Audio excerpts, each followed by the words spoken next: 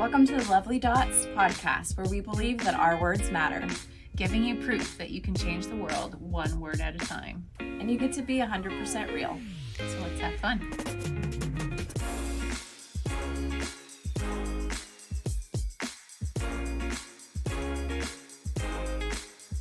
Welcome back to the Lovely Dots podcast, where I'm Nikki. And I'm Amy. And today we're going to dive deep into this conversation of technology and social media and relationships and how it's keeping us from actually being in deeper relationship with other people. And there's some disconnect there, even though we might utilize it in a way that we think we're connecting with people maybe. So we're going to just talk about how that can be harmful if you're not looking for these signs maybe in yourself, or acknowledging if you're struggling with this, or, you know, hopefully give you some ways that you could talk to somebody in your life that maybe you want to dive in deeper into relationship with them, or give them advice on how they can do the same. Yeah. So I guess to start it off, where do you think this problem started? When I could name drop someone that, you know, I think when we started to go from flip phones to phones that it's basically like carrying a computer around in your hand. I mean, that's really what it is. You can pull a computer out of your pocket and you can look up information. You can, I mean, we're driving in the car and my kids think it's fun to be like, Mom, ask Siri this question. And I mean, it is fun, but it's also like we have come to this place where we rely so much on technology or the things that we can look up online or social media, and how we feel connected with people through that. Yeah. What do you think? Oh, totally. But it's like, and now some of the stuff that's coming out, you know, with AI, artificial intelligence, and like these bots that you can chat with that feel literally like you're talking to a regular human, that I think it's so easy to get confused in what's real and what is not. And, you know, I've been thinking a lot lately too about how all this plays together, because, you know, our kids are like, yes, Siri, you know, and they're growing up in this world where they're like, you know, it's just normal. Yep. And we realize that it's not, because, you know, back in our day, you like, we had like legit encyclopedias and stuff when I was in elementary school. I'm dating myself now, but you know, and now that we just look everything up and we can just ask our phones and they will tell us. Like, that is okay. So we're going to pause right here. If you wanted to get on the internet in your home when you were in middle school or high school, what sound immediately comes to your mind? Go. static sound. Yeah. Yeah. Okay. So, I mean, the young people, that if there is any young people out there listening to this, you have no idea what it was like. And you had to make sure no one was on the phone, on the landline. Yeah. Because you would kick them off, or there'd be like some weird interference if you wanted to use the internet. But it is wild, and it's amazing how much technology has progressed in 10, 15 years. Yes. To the point that, you know, you would look at someone if they didn't have a phone, if they said, hey, can I borrow your cell phone? You'd be like, do you not have a phone? Or what's happening here? Are you going to take it? I'm really confused. So yeah. I think the problem starts to be how it affects our brains, and we don't realize it though. Would you agree with that? Yeah. Yeah. Because if you start to feel, or if you start talking to something and you're like it's a real human, it's only a matter of time, especially if the response is awesome, until you really start to feel like, oh, okay, this is real. Like, this is fine, like subconsciously or not. Right. Well, when I was doing some research about this, I think that we can all acknowledge that picking up our phone, opening our phone to scroll or to go to social media or to play a game on our phone even, there's a dopamine hit. Totally. So we've talked a little bit about dopamine before, and how it's your body's way of like letting you know that, ooh, this feels good. And then you subconsciously want more dopamine. So you're going to do different things, unless you're literally thinking about your thinking, or you're looking into your subconscious of like, why am I every 15 seconds picking up my phone when I'm bored to look at it, you know? Yeah. Because we want something from it. Like the likes and the follows, like those are huge, huge hits, but not real. Like, that's the thing, is it's like, you know, even with this podcast, like when we first released our big debut, you know, being real here. Yeah. I was like, you know, you want to know, are people really, are they jiving with this? Like, do they like it? Or is this going to be a good thing? And, you really only have to go off of what you see online, because it's not like you see Bob and Nancy every day to hear like, yeah, this is great. We totally thought, which, some people, thank you to those people who told us they loved it. But it's like, you rely on these likes and follows for connection to understand, am I cool? Am I legit? Am I seen? Am I valued? Like all those descriptors. And that's not a real depiction of where you land in life. Right. Well, and it's easy to get this false sense, if we're talking specifically just like about social media right now. It's easy to get this false sense of knowing somebody. Yeah. When in reality, you don't. I mean, we follow a lot of influencers. I think a lot of people can say that they do. And it gets to this point that you feel like you know this person, when in reality you don't. They have no idea who you are, which is okay. Like hopefully their platform is something that gives you some fulfillment or helps you maybe grow as a person, kind of thing. But on the other side of that, if you look at how many people you're friends with on Facebook or Instagram from high school, college, that kind of thing, we're friends with people that we don't really know. You know what I mean? And we get this false sense of feeling like, oh, I know what's going on in Chad's life because I see what he posts on Instagram or Facebook and I like it every once in a while, or I make a comment, Yeah. And I don't know how many times I've been in the middle of a conversation and be like, oh yeah, my friend I saw the other day, and I'm like, are they really my friend or just somebody that I see their stuff on Facebook, Yeah. But that's totally accepted now too. Yeah. I have this one friend that did this because it's real. Yeah. But it like you said, it's not, because it's missing so much. And I think that this is something that we're not really talking about as far as it just being so much a facade, is just that there's not this combination of highs and lows. So like you don't really understand like whatever. So Chad, maybe he does something that ticks you off every once in a while if he was your real friend, and but then he is super loving and really great and has all these great other qualities and you love him for that. Like you don't have this balance. You only see like Chad's highlight reels. Yes. And so then this friendship becomes such a flat plane of just, this is what I think it is. It's all what he wants you to see. And our friendships lack real connection partly because of that. Right. Well, because we were not made for life to just be hunky-dory all the time. That is not reality. And we know that, right? But when you are only seeing somebody's highlight reel, you start to assume, like, why is their life so good and great? Or why do they get to do all these things? And here I am struggling through the thick of it, And of course, it feels vulnerable to post stuff like that online. And I wish more people did say the things that are hard, or like when they are struggling, because I think that would bring a little more reality and truth to a situation.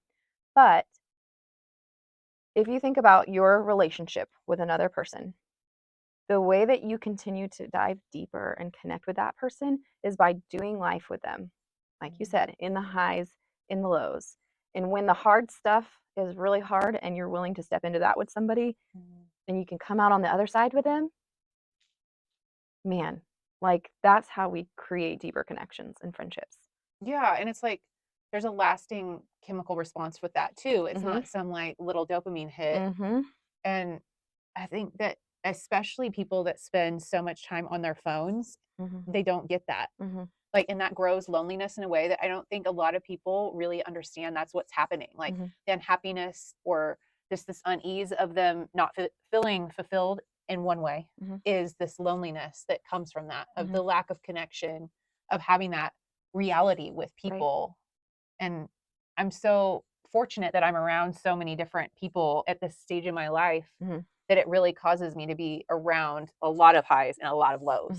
To have that variance and just the difference in my mental health is astounding.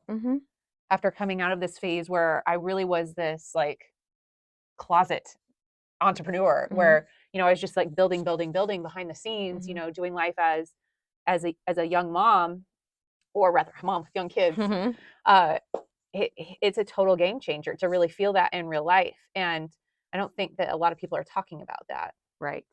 So we kind of talked about how we get this dopamine hit in our brain. That's some things that go on in our body, like physiologically. But what's the research say about kind of how it affects people to be seeing this stuff on Instagram, social media? You know, what? How are people responding? It's actually really interesting. From some of the research I've seen, Mm-hmm. they're basically saying that there are two camps. There's a men's and a women's camp. Surprise, surprise. And it was interesting that the real like hazard for guys Mm-hmm.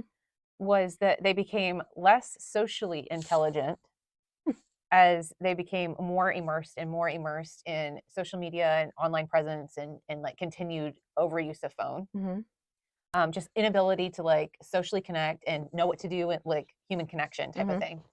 And then for women, that not necessarily that was also a thing, but it was also that they were more competitive and had this comparison issue, which makes a lot of sense to me, really, as a woman. That feels like very true. But yeah, this is, I mean, something that I had found myself doing. I don't know why. It was almost like on a subconscious level, and I started to notice it, like scrolling through Facebook and seeing someone, like one of your friends, posting something and maybe not liking it, not because I don't love that person or because of whatever, but I read where we do that because it's like, oh, well, they're going to get more likes or love on their picture than my picture that I posted the other day. And you're not even like thinking that at the forefront of your brain, but it's like this subconscious thing. So I'm not going to like it because it's like that competitive comparison thing. yes, Isn't that ridiculous? well, and it's like sidebar here. It gets like even worse as women who are successful. Like there's plenty of science around that too, that like women just do not like subconsciously just to like other women that are going to be more successful than them. Like you really have to have an intentional mindset. Yeah. And I think that is just crazy. But very much makes sense. And that's why a lot of like people who have successful businesses or are really awesome in their career just like seem very successful overall. They don't get as many likes and follows and stuff like that a lot of the time on their personal accounts, at least, because their friends don't see it that way, especially if they're friends that have been around before they were successful. Like that is the interesting thing to me. Yeah. And it's like there's not even necessarily competition, like, oh, you own a hair salon and I own a boutique, but I'm not gonna, because there's the competition. Like, yeah, like we want each other to be successful. I know. What is with our human brains? It's crazy. It is crazy. But I think this goes back to like what we always love to talk about is the intentionality. Like really being aware of like, okay, why am I feeling this way? Who do I really want to be? Because, all of us, I think, would answer something like, we want to be the type of people who support the people who are trying to be better, that are people who are trying to grow, Absolutely. Yeah. I agree with that. The other thing that I encountered when like researching about this is the term FOMO, fear of missing out. Social media and things like that allow us to see things that even when we just had our computers to get on Facebook and look, you had to physically sit down at your computer, get on Facebook to type or, interact with somebody's post. Now we can pull up our phone anytime we want, check Facebook and see what everybody is doing. So then we start to have this experience of like, Nikki went out and did this stuff and she invited Sarah, but she didn't invite me. Like, that's so hurtful. Doesn't she know how that hurts me? When in reality, we're making assumptions that are probably absolutely not even true. And then how does that harm how we think about ourselves? Yeah. Then how we think about other people? Like, what? Maybe she's not such a good friend that I want in my life. When it's like, you probably didn't even think, it didn't even cross your mind. Yeah. Yeah. It wasn't intentional to hurt anybody, right. It's just an example of being caught in our own sphere of existence and not being able to step out of like, all right, so we are not the center of everybody's universe, even though we think we are. It's how it feels. It's how it feels. Nobody thinks about us in reality. Man, that's a hard lesson to start learning. Anyway, all of that definitely affects our self-worth. Like it can tear you down so fast. And there's so many things surrounding this issue of being immersed in online everything that really bump us off track when it comes to understanding self-worth. Like even like Photoshop. Yeah. and all these images where we're highly filtered and edited. And do you think that like helps us like disconnect from what's reality, and so then we have a skewed view and perception of like, what should I look like? How she looks so amazing all the time. Yep. I mean, I love those filters in Photoshop to be able to do that, because in the get-go you're like, yes, okay, like I really can look. Yeah, you're like, I know if I spent 5 hours on my hair and makeup, I could really look like that, but ain't nobody got time for that. Ain't nobody got time for that. But yeah, it subconsciously again begins to skew our perception of what's reality. So let's talk about this. Social media aside, COVID happened, right? Yeah. And what were we told to do? Stay at home. Do not interact. Do not go around anybody, And I think that was really harmful to a lot of people, to their mental health, to things that maybe they were already struggling with, and then to make them feel cut off from other people could be harmful, But I heard something the other day that since COVID, people have less friends because they've gotten comfortable with kind of isolating or keeping more to themselves, or just getting what they think they need from technology or however they're interacting. Yeah, they think it's okay, which is just astounding to me. Yeah. But, and something else is crazy is that in surveys, people report that they feel happier doing that. They're more satisfied doing that and having all of this online than they were before. But it's also proven that like it's the reason they feel more satisfied is because they have lower expectations of what that actually should be. Not that they're actually happier. And they're just not aware of the difference. I think that's interesting. So many people work from home now, you know what I mean? And I do not. I think that would be weird if you came to my house and I cleaned your teeth. That could be creepy. I mean, that's some black market stuff there, I think. But, there's certain jobs that cannot work from home. But there's a lot of jobs that I think they've found people can get a lot accomplished working from home, and they don't have the overhead fees of having a location for employees to come and work, that kind of thing. But I wonder, I don't know, this is not research, at least on my part, but like, when you're working in person with people, there's going to be friction, there's going to be conflict, and more opportunity potentially for conversations about that. Whereas if you're working from home or, doing Zoom calls, I feel like it's going to be a little bit different and not as much of that like emotional connection. Yeah. Well, and that's like how you figure out your place in life, and how you feel alive is having the friction. Like you have to have, like I said before, you have to have the highs and lows. You have to have it all. Otherwise it feels one note. And that deep down, I think we all know that is like the root of loneliness. And, like, I don't care if you're on Zoom calls or if you're, I don't know, having some live chat, it's not the same. It's not the same. Any chance you have to edit as well is not the same. True. Yeah. So it's apparent that we use technology for a lot of things. One of which being to numb, to avoid, and to not to feign connection. So do you think that this is really how we're supposed to be? No, like God created us as social beings. He created us for community. And if we can get comfortable without that, then that is a big red flag that we're missing out on something that God had intentionally made for us. In the Bible, it says that man was not meant to be alone. So God created Adam a partner, you know what I mean? And I think that in life, there's friendships, not just relationships or marriages, that fulfill us, you know what I mean? And I think we both heard something to this extent, and you can elaborate with me here, but I heard that 80% of the people in the world, out of the, I think, 7 billion people now, a lot, 80% of those people live in a community or tribal type capacity. Meaning, what's that mean? It means it's like multi-generational. So like, grandma lives with you, mom and dad live with you, or close to, in like same area.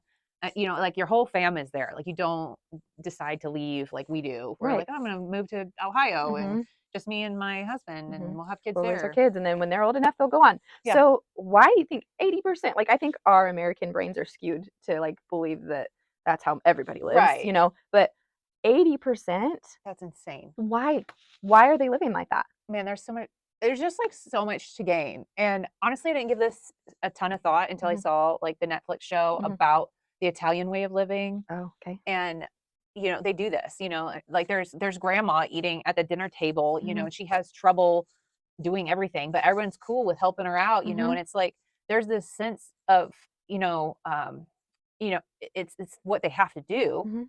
But at the same point, you know, it has that high and low situation where you experience the bad with the good on a high level with all these people combined in this tight community, that I think it makes the connection so deep. And that these relationships are so much more worthwhile and so much more supportive and so much more in depth and real in a sense than what we get to experience, because we don't live like that. Yeah. And it just goes to show, like, when you're in a situation or intentionally put yourself in a situation where you have to be that way, right, that changes the whole game. Changes everything. So about 5 years ago, I went on a dental mission to Africa. We went to Kenya, and our dental team kind of split off from the other teams that stayed in Nairobi. And we went to this village in Turkana, and these people lived this tribal lifestyle.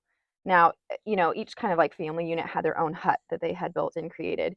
But they took care of each other's kids. Each of them had a role to play in this community, to make sure that everyone could thrive and survive to the best of their ability, right? It wasn't just about me or your family, you know what I mean? We're all taking care of each other. And the most beautiful thing that I experienced with those people was like, they were filled with so much joy. They had literally nothing, but the joy that they exuded and like their desire to share what they did have with us was so evident. And like, it really like convicted me to think about like the lifestyle that we live here in America, you know? And like, honestly, they have community, and they have to rely on community to survive. Real community. Right. Yeah. And we don't. Like, we think we can do it all ourselves. I think that's the thing. It's like we think, I can do it. I can handle it. Or where did that mentality come from of like, I can do this on my own. I can suffer through it, or I can push through. I don't know, but it certainly wasn't very long ago, because it used to be that like you stayed in the same town that you grew up in. Like that was the normal thing. So, I mean, we're not too many generations out from what that used to look like. And I'm sure that like plenty of historians could point to lots of places in American history where this has just continued to go down a different path. But man, I tell you, it's just like, I long for people to understand what that really feels like, at least to a degree, because I think that would get rid of so much of the illusion that we live behind, that this numbing and, you know, just going to social media or online, whatever it is, for our comfort, instead of finding many of those needs in other people, in relationship with other people. I think that would be different.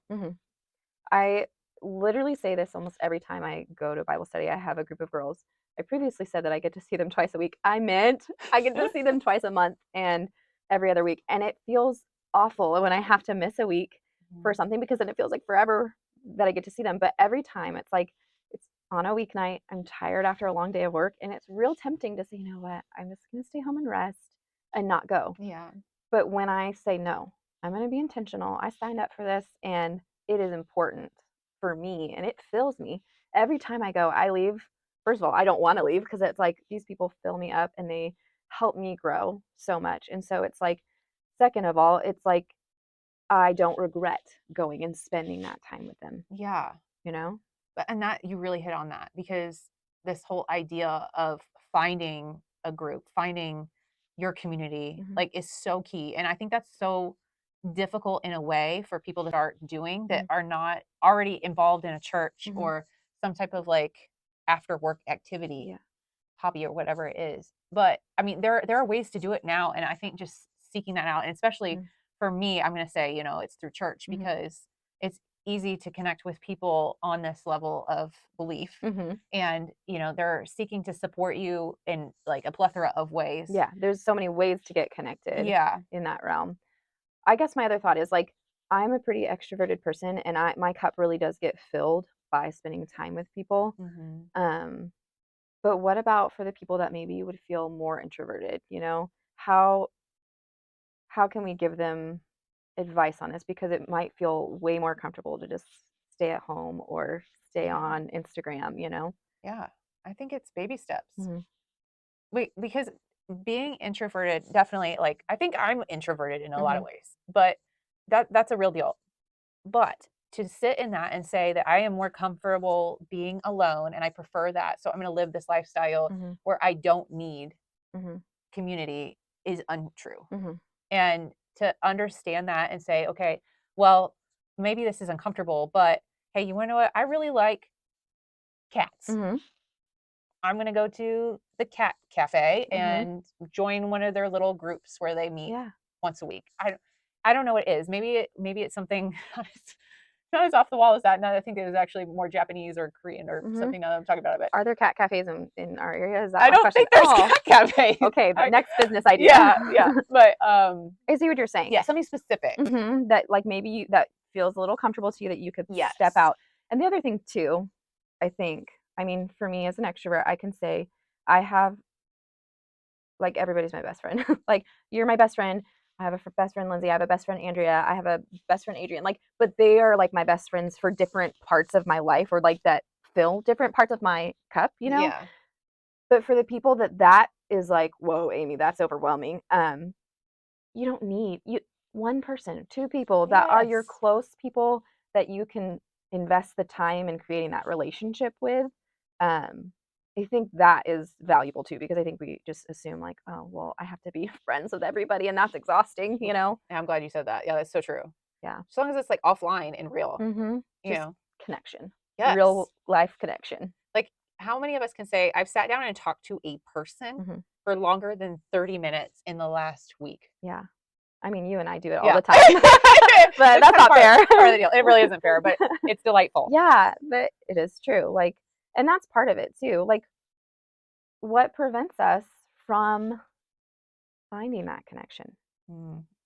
I think it's just this illusion that we don't think we need it. Because if you can believe that lie, then it's much easier to make any excuse that you want. Yeah. I think we make the excuse of time too. Like, well, I don't have time, or maybe energy even, to muster up spending an hour with someone, you know what I mean? Or like, because if you're having a true connection, a true relationship, it's a two-way street. It's not just, you know, Nikki's gets to share all of her hard with me and I just listen and take that on. That's not how a true deep relationship forms, I don't think. Right. You know, it's a give and take, and we share the burden, share the load, you know? Yes. But kind of touching on what you first started to say, like, if you are sort of feeling like, oh, this is too much energy, or I don't have time, or whatever, I think that it very much happens, and I believe this as a Christian, that the devil fights you on things that are going to be good for you, or that you're going to grow in, or that are going to do things for the kingdom.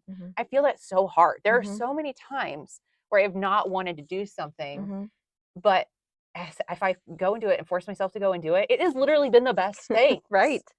And I ask myself sometimes, like, why do I not even I don't even know why I don't want to do this. Why am I hesitating? And I really think that happens a lot.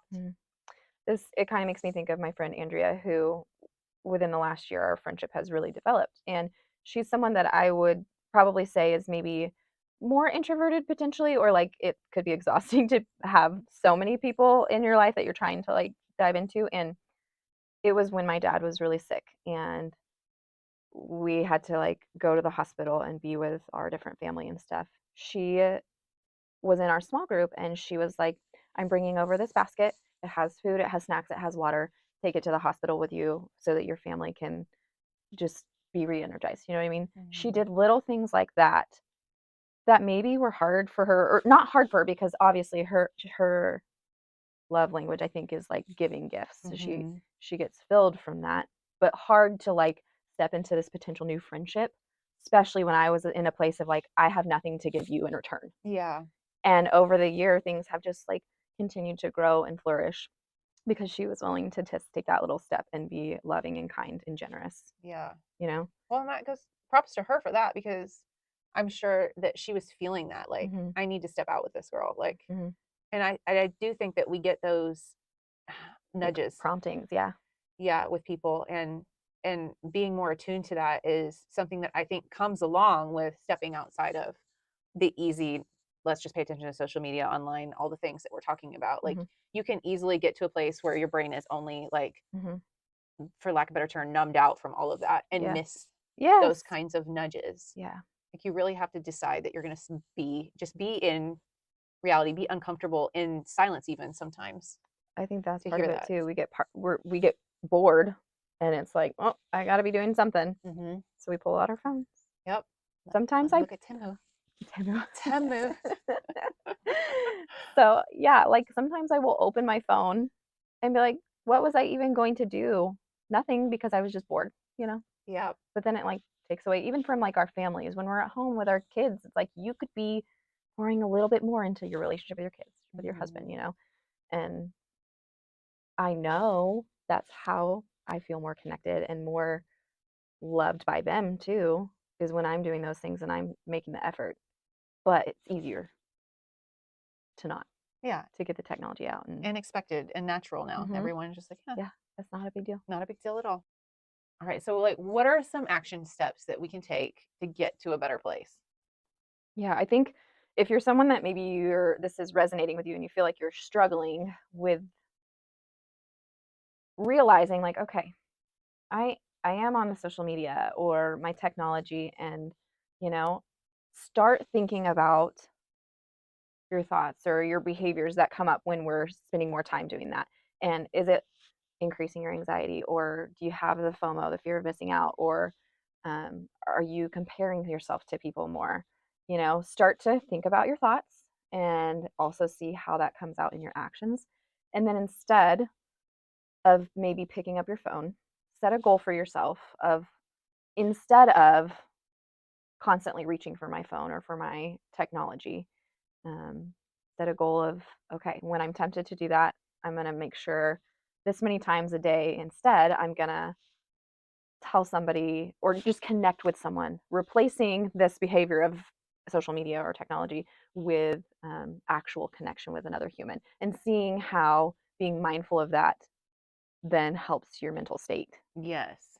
That way you don't have the artificial intimacy, the real stuff, and see how that makes change. Yeah. Yes. And then join a community.